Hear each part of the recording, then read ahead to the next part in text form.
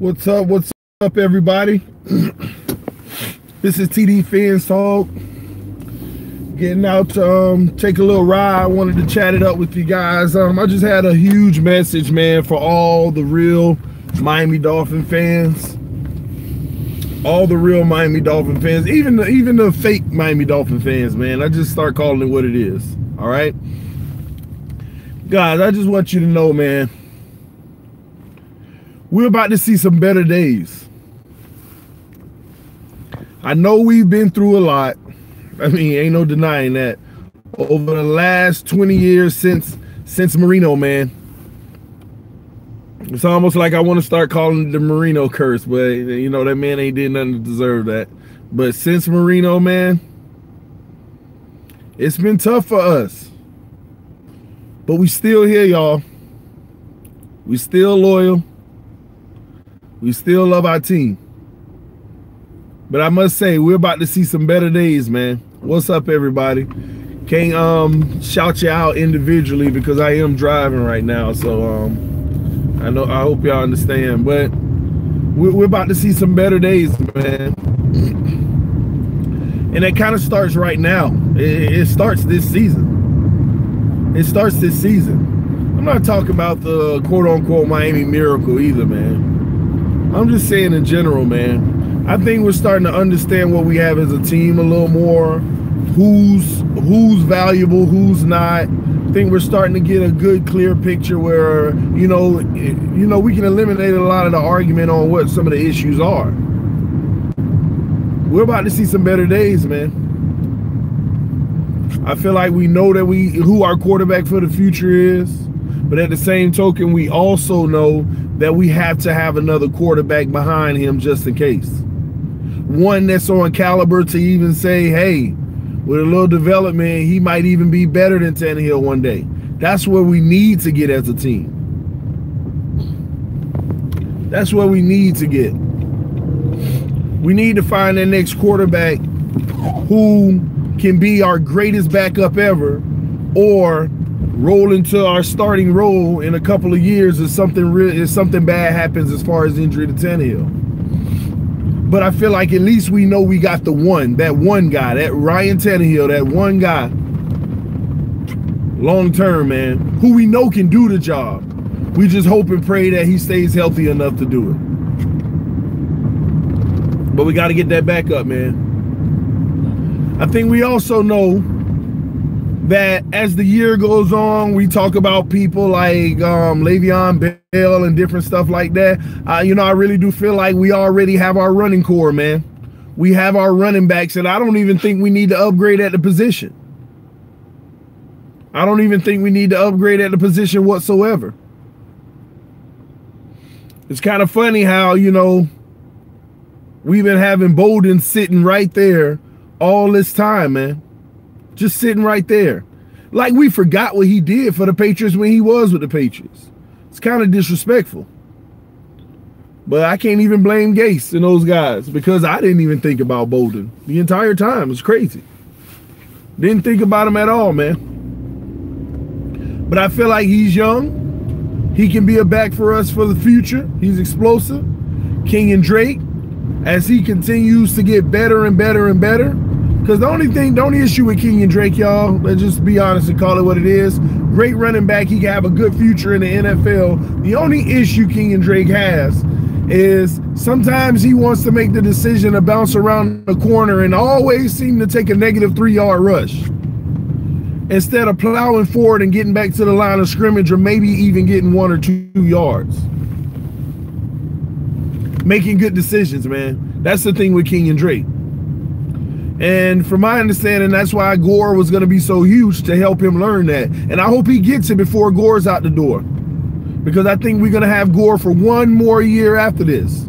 So that's why I'm not worried about our running back position.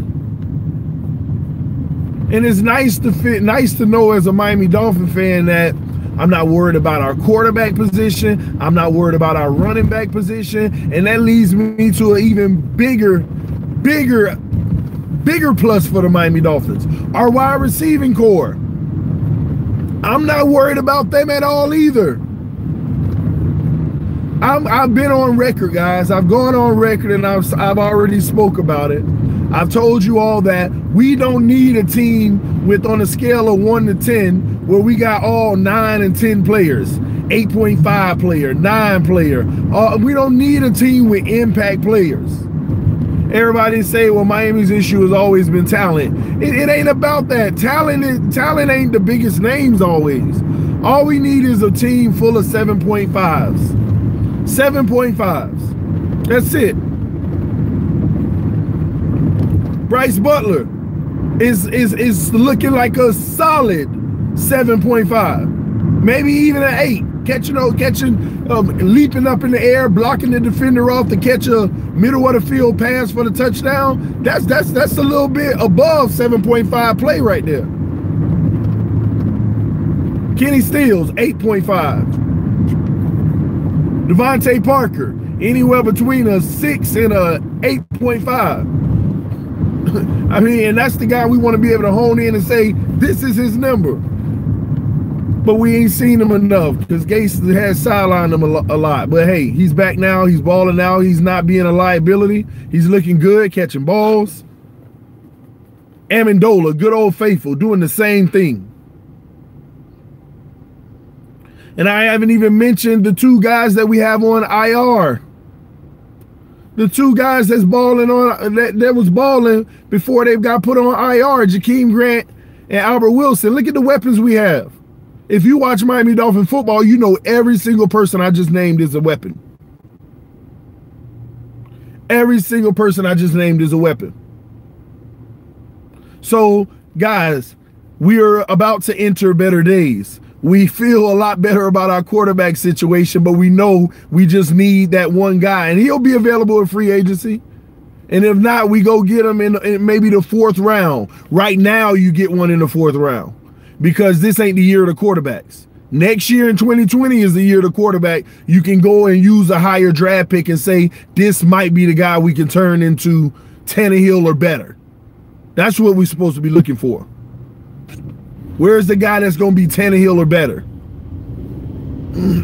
Ain't got to be from day one, but we can see the upside that eventually. So if Tannehill goes down with an injury, we good. But when have we had it to where we say we feel a little better with the quarterback situation? At least we know what we need now.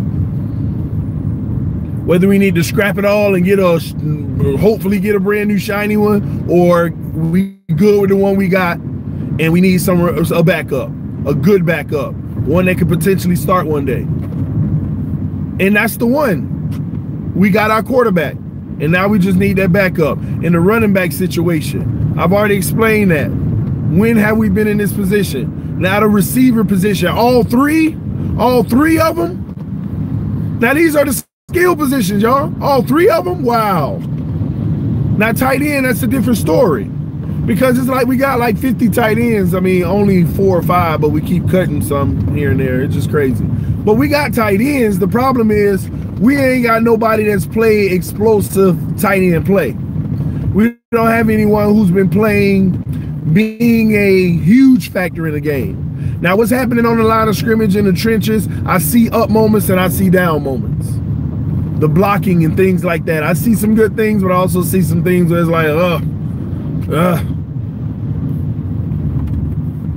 So, hey, tight end is something that we need to put on the Christmas list, y'all. Tight end on the Christmas list. Now, don't get me wrong. I do think Gesicki is the future. We can't just write a player off in year 1, especially given the circumstance where we haven't run him out on routes as much. Why? Because we've been needing the help on the offensive line. And then on top of it, with all the weapons we got, people say we need to use the tight end more, but think about this. We're competing the ball at a high percentage. So I don't get the notion of we need to utilize the tight end more. You want to feel like we have more balance. I think that's what it is. But what we're doing offensively throwing the ball is actually working if the O-line gives us time. It's money. Tight end, and the tight ends are going out on routes now. Don't get me wrong. That's usually what a lot of times pulling a linebacker and safety help. So if we want to go outside, the safety isn't helping on the outside because he sees the tight end coming across the middle. Big tight end, by the way. So I think people are skewed on our tight end production. Now, our tight ends have caught some balls this year. Some touchdowns too. Some touchdowns too, man.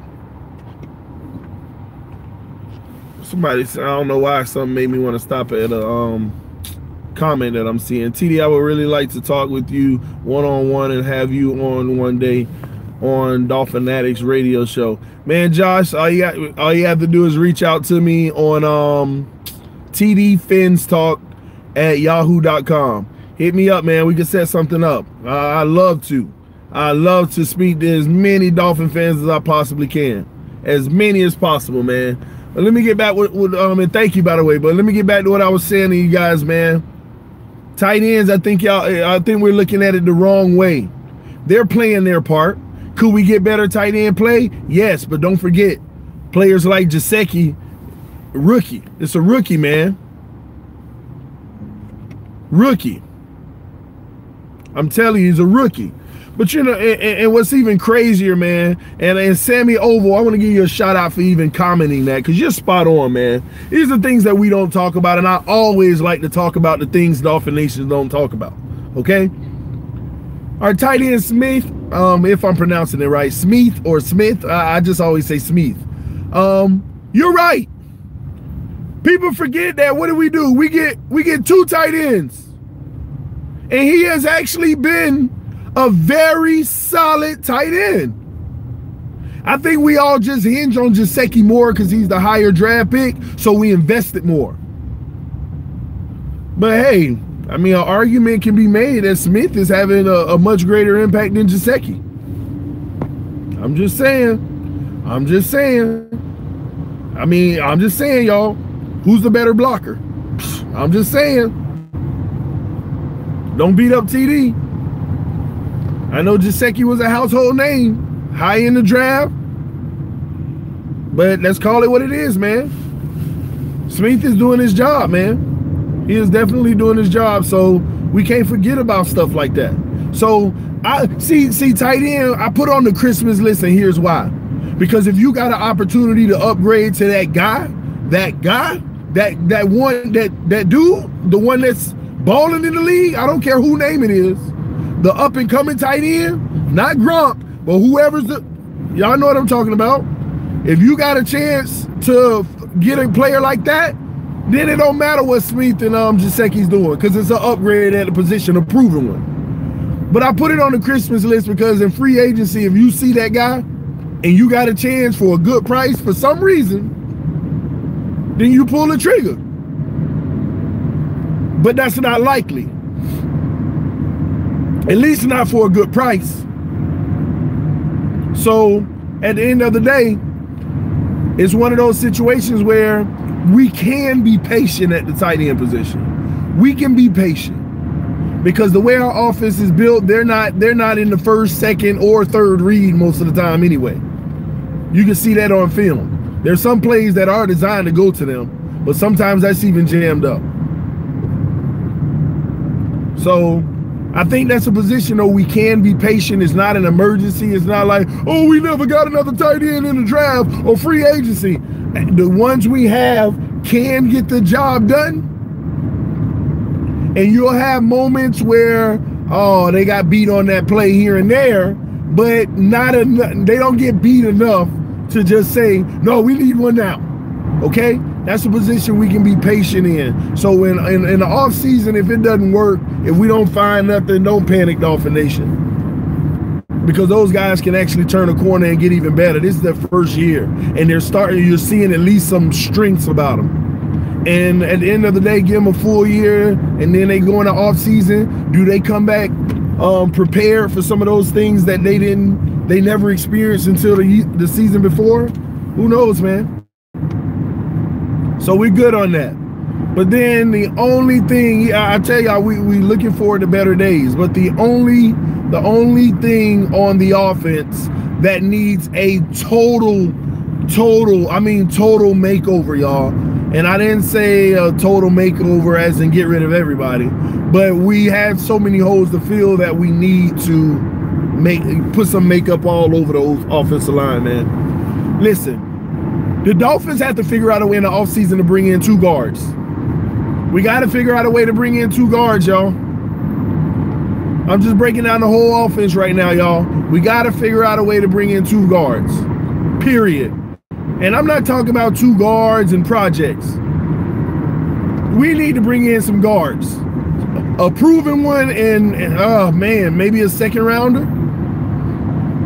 I don't know. And that's gonna be the hard thing. Bringing in guards. I'm still on the Kilgore and Sitton bandwagon, by the way. I'm still on that train. Bring those guys back. Even if you don't want them to start because they may be quote unquote injury prone. Bring those guys back, but you still got to upgrade the position or have a very, very, very solid person on at least a Kilgore Sitton's level and let those guys play. But we have to do it. Another thing that really, really, really, really scares me, y'all, it scares the death out of me. Left tackle scares me. Why would it scare you, TD? We got Laramie Tunsil there. Ain't give up a sack all year. Elite. Pro Bowl. Has to. No question. I agree. But what happens if he goes down? Y'all tell me, what happens if Laramie Tunsil goes down? Man, what happens if that man goes down? What if the receivers are healthy, the quarterback's healthy, the rest of the line healthy? Running backs healthy, defense healthy, and we lose our left tackle. We lose our left tackle, Laramie Tunsil. Do you know that alone can really kill this team? People don't understand how important the left tackle is, man. They do not understand how important the left tackle is. But every time Tunsil comes out of the game, especially that Cincinnati game, oh my gosh. Oh my gosh. I'd never seen such a drop in depth. I didn't even think about it before the season started. I didn't even consider it. I just said Laramie Tunsil over there. I just read the backup name off like it don't matter. It don't matter. They ain't never playing. Laramie good. I don't know what made me do that. What in the heck made me do that? But when Tunsil went out, oh my gosh. Oh my gosh. You're talking about a immediate drop in production at the position. I mean, oh my God, epic drop. Epic. Oh, y'all remember the end of that Cincinnati game? Oh my gosh. Oh my gosh. Whoever, I ain't even take the time to remember the man's name. But every single time, oh my gosh, I can't. The production from the left tackle position when Laramie Tunsil went out. I've never seen such a drop in production. The backup come in, they can get beat on a play. They can get beat on 2 plays. But what we saw, scary, man. Why didn't you put his name on the thing? Oh my gosh, I'm trying. I don't even want to say his name. And I ain't trying to talk bad about the man because everybody out there playing their hardest. They trying to make it. They're trying to take care of their family. So I ain't dogging you, Sam, about that, man. I'm just having a little fun, you know. But man, I'll just say, man, Sam ain't Laramie Tunsil, man. That's fair. He ain't Laramie Tunsil, boy. He ain't Laramie Tunsil. But we appreciate your services, Sam. But man, we have to figure out a way to get. And this is a situation where, see, you know what? I'm starting to see it now. You know how we bring in Kilgore and Sitton to be the starters? You're supposed to bring in a left tackle that's as old as Kilgore and Sitton to be Tunsil's backup, but proven, have always been good. It's just he's getting older and the team said it was time to let him go. But he's still good, still got a year or 2 in him. That's when you bring in an older player to back up one of your best players. Because that best player should be on the field at least 80% of the and you'll only be on for 20%, but since you're injury prone, that's a perfect number for you. That's when you bring in an older player. That's the perfect position. Left tackle, give me a 32-year-old that's been proven. Give me that Brandon Albert type person at the end of his. He was still good enough. Wasn't as good as he used to be, but he's still good enough. And you get him for a good deal. But oh my God, if we don't do that, do y'all know what it would look like if Tunsil was out? Oh my gosh. Oh my gosh. But anyway, guys, that's something that has to happen. But the offensive line overall, we already know that is our focus this offseason. How do we improve the offensive line? We ain't asking the organization to go from a 5 rated offensive line to a 9. We just said, how can you improve your offensive line? How can you take it from a 5 to a 7.3 and let those guys develop a little more throughout next season and get better?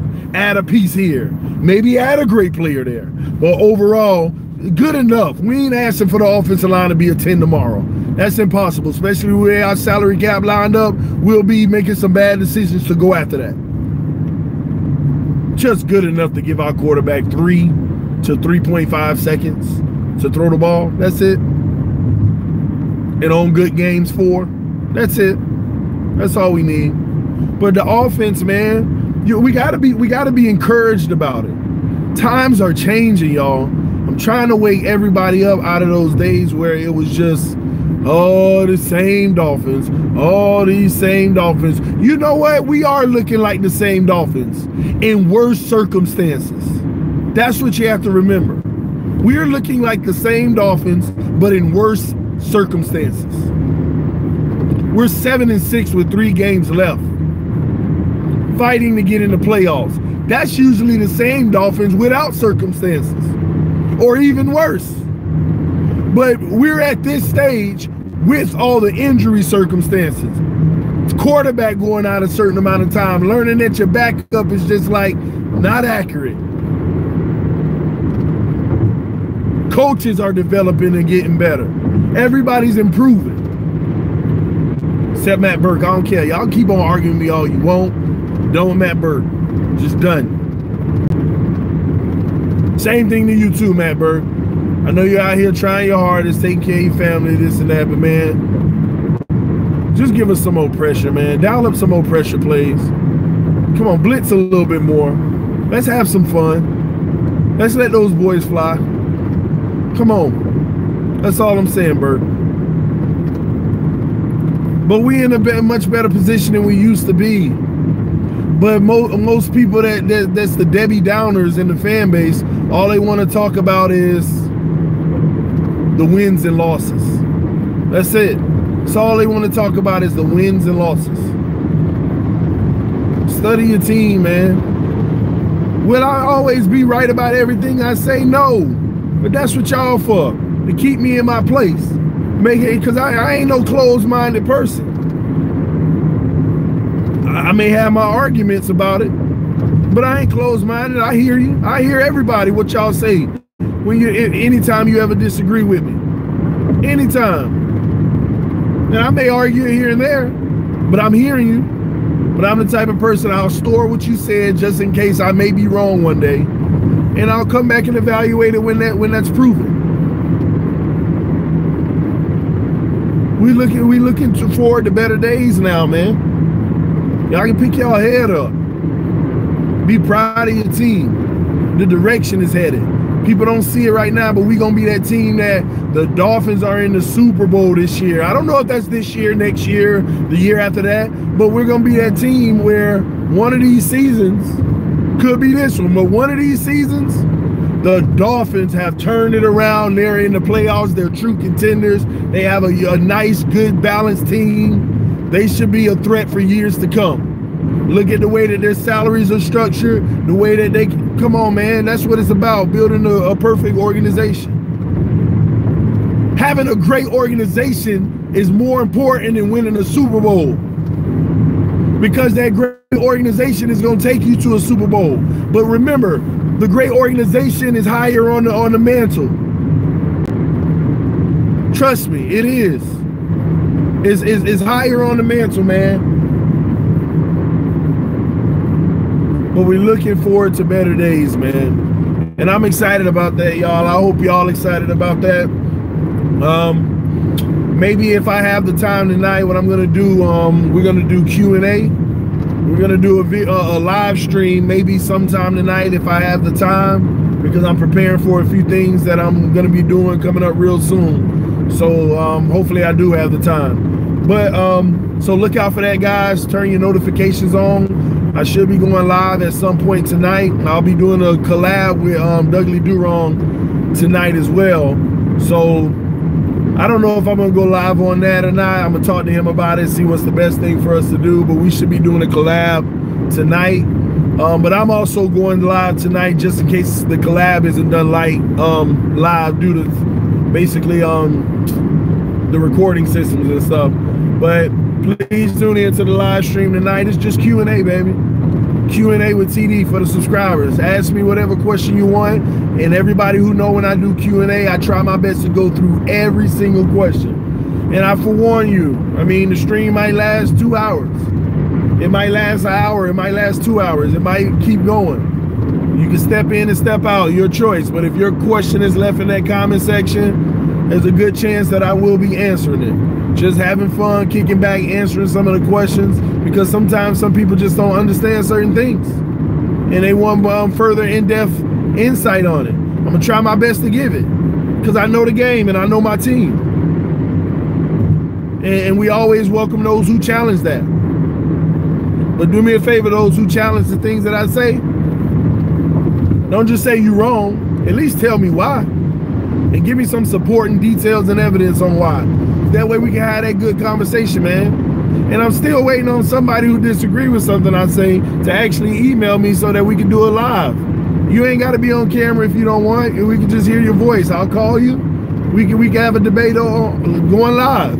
I mean, I just look at it. It'll be fun. It'll be fun. So just be on the lookout for that tonight, guys. But this is TD Fans Talk, man. Thank y'all for y'all love. Thank y'all for y'all support. It's kind of crazy, man. Just last Sunday on the stream, we were talking about getting the channel to 3,000 subscribers before the end of the season. Man, the way things are going right now, we might be at 3,000 subscribers by the game, by Sunday. It's kind of crazy, man. It's kind of crazy, man. The Dolphin Nation, I appreciate your love, appreciate your support. I'm going to keep giving y'all the content and talking about our team, keeping us motivated, keeping us encouraged, knowing that we're about to turn the corner and do something special. We're about to turn the corner and be one of those dynasties. I see it, I feel it, I believe it. We are about to be the next dynasty in the NFL. And nothing's going to be more sweet than this being a dynasty than actually having so much success that we overshadow when the Patriots did. We overshadow what they did over the last several years. We overshadow it. That's how good. That's how good I feel we're about to be, man. That's how good I feel, man. Yeah, I could take call-ins, man. On the live stream tonight, I might do that. We'll figure it out, man. We'll talk about it tonight. We'll figure all of that out. But it's all about having fun, enjoying ourselves, enjoying the community.